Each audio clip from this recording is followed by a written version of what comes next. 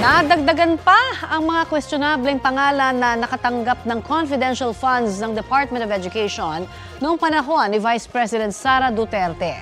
Ayon kay House Deputy Majority Leader Paulo Ortega, kabilang dito ang mga pangalang Amoy Liu, Fernan Amoy at Jog Di Asim. Wala raw mga record ang mga ito sa Philippine Statistics Authority tulad ng mga naunang lumabas na pangalan sa listahan. Hamon ng Malacanang sagutin ito ng bise. Pero ayon sa bise, hindi niya kailangang sagutin ang mga sinasabi laban sa kanya. Dati naman niyang itinanggi na may mali sa paggastos ng Office of the Vice President at DepEd sa confidential funds.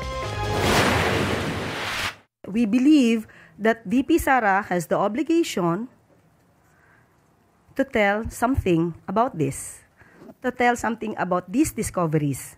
Marami na po ang naglilipa na patungkol sa mga peking resibo na di umano na issue po ng opisina po ni VP Sara. They can say what they want to say. Pwede naman na nila yung sabihin. And then I can say what I want to say. It doesn't have to be na dahil pinupuna ko sila sa ginagawa nila sa ating bayan, ay kailangan ko din sagutin yung sinasabi nila.